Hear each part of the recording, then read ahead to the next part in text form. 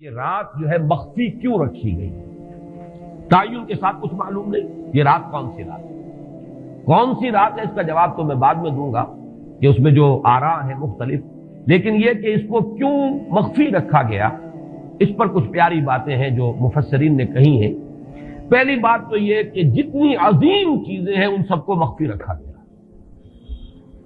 قیامت کب آئے گی؟ مخفی آئے گی، یہ یقینی ہے۔ کب آئے گی؟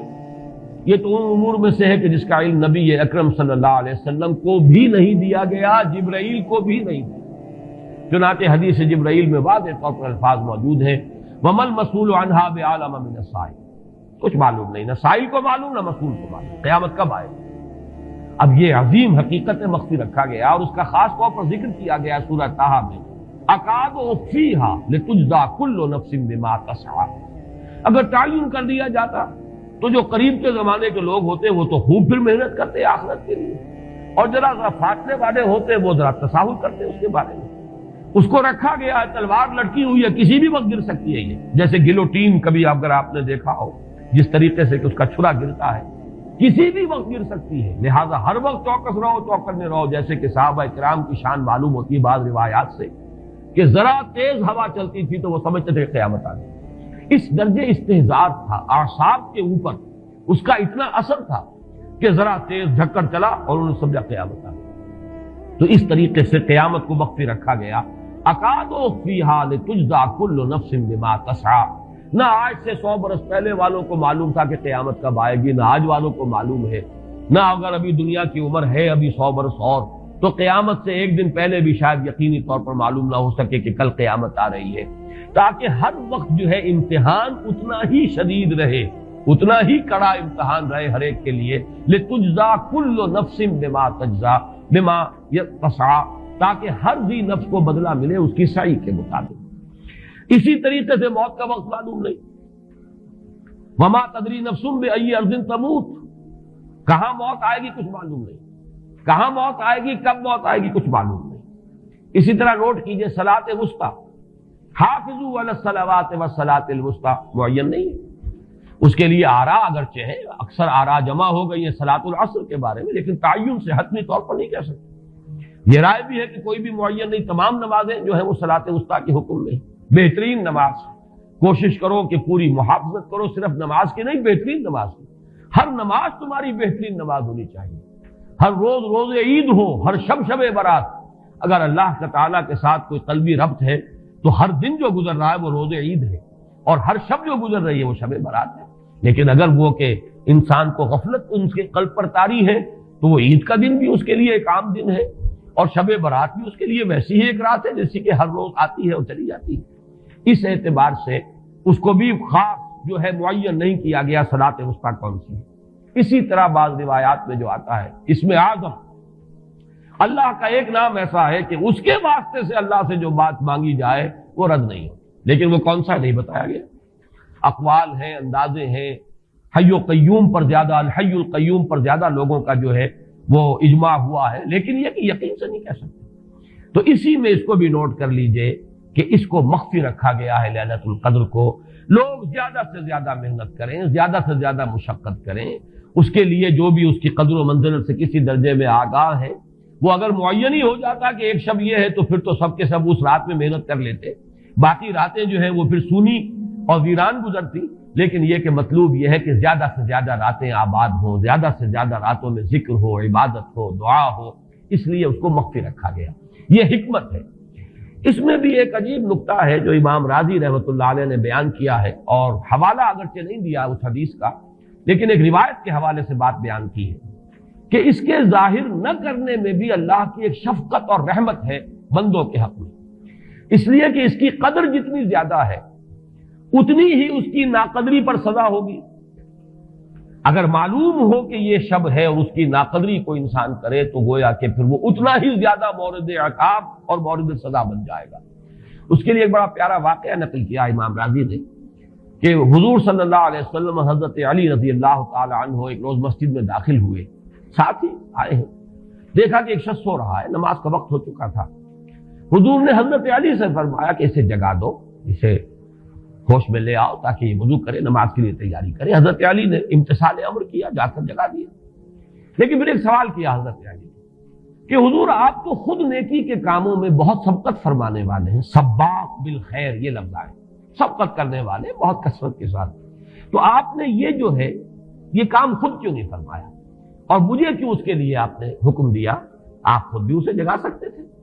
آپ نے فرمایا کہ تم اس کی حکمت کو سمجھ لو،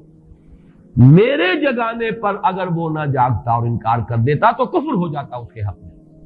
اور تمہارے جگانے پر اگر کوئی تساہل سے بھی وہ کام لیتا تو وہ کفر نہ ہوتا۔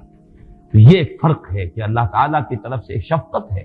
کہ حضور صلی اللہ علیہ وسلم جگاتے اور کسی درجے میں وہ انکار کر دیتا۔ کبھی ایسا بھی ہوتا آدمی نیند میں ہے اور وہ کہتا جاؤ جاؤ مجھے آرام کر دے دو، تو اگر میرے ساتھ یہ معاملہ ہوتا تو وہ کفر کے درجے کو پہنچ جاتی بات، لیکن اگر تمہارے ساتھ یہ معاملہ ہو بھی جاتا تو اس درجے شدید نہ ہوتا۔ تو گویا کہ حضور نے اس شخص پر شفقت کے اعتبار سے یہ شکل اختیار کی کہ خود نہیں جگایا، بلکہ یہ کہ حضرت علی رضی اللہ تعالیٰ عنہ کو حکم دیا کہ اسے جگا دیں۔ تو یہ نقطہ کہ لیلۃ القدر کے اخفاء میں یہ بات بھی ہے کہ اگر اس کو عیاں کر دیا جاتا، معین کر دیا جاتا، تو پھر جو لوگ اس سے غافل رہتے پھر وہ بہت سخت ناقدری کا ارتکاب کرتے اور بڑی سزا کے مستوجب ہو جاتے۔ اب آپ چھٹی بحث ہے کہ وہ رات کون سی ہے۔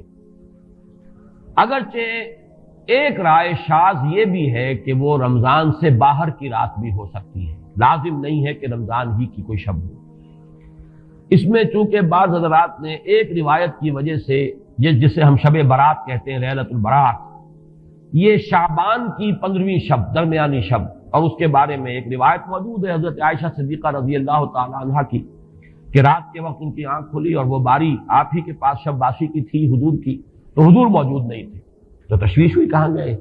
تو جب تلاش کی گئی تو معلوم ہوا کہ حضور جنت البقیع قبرستان میں پہنچے ہوئے ہیں اور وہاں آپ ان کے لیے جو بھی وہاں دفن ہیں ان کے لیے استغفار فرما رہے ہیں۔ جب پوچھا گیا معاملہ کیا، تو آپ نے فرمایا یہ بڑی عظیم رات ہے اور اس رات میں فوت ہونے والوں کا فیصلہ ہو جاتا ہے، پیدا ہونے والوں کا فیصلہ ہو جاتا ہے۔ تو اب وہ بھی ایک لیلہ مبارکہ، اسی وجہ سے بعض لوگوں نے وہ جو سورہ دخان کی ابتدائی آیات ہیں انا انزلناہ فی لیلۃ مبارکۃ، اس کو محمول کیا ہے اسی رات پر کہ جس کو ہم شب برات کہتے ہیں اپنی عام اصطلاح میں، لیلۃ البرات اسے عربی میں کہا جاتا ہے۔ برات کے معنی کسی کا چھٹکارا پا لینا۔ یہ شب برات جو ہے وہ برات شادی والی برات نہیں ہے، بلکہ یہ برات کا لفظ ہے عربی زبان کا، جو ہمارے ہاں وہ غلط العام میں برات شب برات بن گیا ہے۔ برات برات من اللہ ورسولہ، جو سورہ برات کا پہلا لفظ ہے کہ چھٹکارا پانا، کہ وہ رات بھی ایسی ہے کہ اس میں انسان استغفار کرے اور اللہ تعالیٰ سے اپنے گناہوں کی معافی مانگے تو اپنے آپ کو جہنم سے چھٹکارا دلا سکتا ہے، وہ شب برات ہے۔ اس اعتبار سے کچھ لوگوں نے گمان کیا کہ شاید لیلۃ القدر اور لیلہ مبارکہ اس حدیث کی روح سے وہی شب ہے، وہ ظاہر بات ہے کہ خارج از رمضان مبارک ہے، اور یہ کہ اس کے علاوہ بھی بعض آراء ہیں، لیکن یہ آراء جو ہے شاذ کے درجے میں یہ کہہ سکتا ہوں کہ تقریباً اجماع ہے اس پر کہ یہ رات رمضان مبارک ہی کی ایک رات ہے۔ اس کی دلیل ایک تو یہ کہ القرآن یفسر بعضہ بعضا کے اصول کے مطابق قرآن مجید کے اندر سورہ بقرہ میں یہ واضح کر دیا گیا شہر رمضان الذی انزل فیہ القرآن، رمضان مبارک کا مہینہ وہ ہے کہ جس میں قرآن نازل کیا گیا، اور یہاں فرمایا انا انزلناہ فی لیلۃ القدر، ہم نے اس کو اتارا ہے لیلۃ القدر میں۔ ان دونوں کو جوڑیے تو اس کا ایک لا محالہ جو ایک انیویٹیبل رزلٹ نکلتا ہے وہ یہی ہے کہ یہ لیلۃ القدر رمضان مبارک میں۔ دوسری اس کی تائید ہوتی ہے وہ مشہور حدیث جس کو الحمدللہ کہ ہم نے بہت عام کیا ہے، رمضان مبارک کی آمد سے قبل کوشش ہوتی ہے ہر سال جو ہے اس کی یاد دہانی کرا دی جائے۔ ایک طویل خطبہ جو حضور نے دیا تھا، خطبنا رسول اللہ صلی اللہ علیہ وسلم فی آخر یوم من شعبان، یہ حضرت سلمان فارسی رضی اللہ تعالیٰ عنہ سے مروی ہے کہ حضور نے شعبان کے آخری دن ہمیں خطبہ ارشاد فرمایا، یا ایھا الناس قد اظلکم شہر عظیم شہر مبارک شہر فیہ لیلۃ خیر من الف شہر، لوگوں آگاہ ہو جاؤ، تم پر ایک بہت مبارک مہینے نے، بڑی عظمت والے مہینے نے سایہ کر دیا ہے، سایہ فگن ہو گیا ہے تم پر ایک مہینہ جو بڑی عظمت والا ہے، شہر عظیم جو بڑی برکت والا ہے، شہر مبارک۔ اور تیسرا جملہ اس میں یہی ہے شہر فیہ لیلۃ خیر من الف شہر،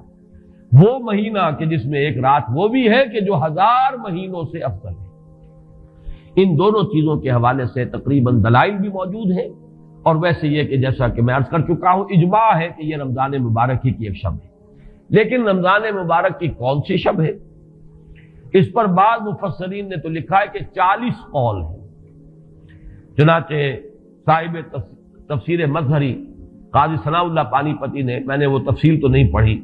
کہ 40 قول نقل کیے، لیکن امام راضی نے جو 9 قول نقل کیے ہیں وہ میں تیزی کے ساتھ آپ کو سنا دیتا ہوں۔ ابن رزین رحمہ اللہ کا قول یہ ہے کہ رمضان کی پہلی شب ہے۔ حضرت حسن بصری رحمت اللہ علیہ، یہ ہے تابعین میں سے، اس لیے میں رضی اللہ عنہ نہیں کہہ رہا، رحمت اللہ علیہ، حضرت حسن بصری رحمت اللہ علیہ کی رائے ہے کہ یہ 17ویں شب ہے، یعنی وہ شب کہ پھر جس کے اگلے دن جو ہے وہ غزوہ بدر ہوا ہے، یوم الفرقان۔ حضرت انس رضی اللہ تعالی عنہ مرفوعاً روایت کرتے ہیں کہ یہ 19ویں شب ہے۔ محمد بن اسحاق جو بہت بڑے سیرت نگار ہیں حضور کے، ان کا قول ہے کہ یہ 21ویں شب ہے۔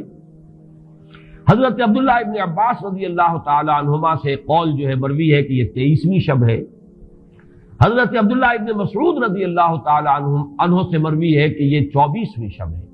اور اس کو میں ذرا اہمیت دیتا ہوں اس لیے کہ 24ویں شب جو ہے سورہ علق کی ابتدائی آیات کے نزول کے ضمن میں کچھ حساب کتاب کے جوڑنے سے 24ویں اور 25ویں شب کا بھی معاملہ جڑتا ہے، جو کہ میں نے آپ کو سورہ علق کے درس کے دوران بتایا تھا۔ اس کے بعد حضرت ابو ذر غفاری رضی اللہ تعالیٰ عنہ کا قول ہے کہ یہ 25ویں شب ہے۔ اس کے بعد حضرت ابی ابن کعب رضی اللہ تعالیٰ عنہ کا قول ہے، یہ وہ ہے جن کو کہ حضور نے خود فرمایا کہ اقرأہم ابی ابن کعب،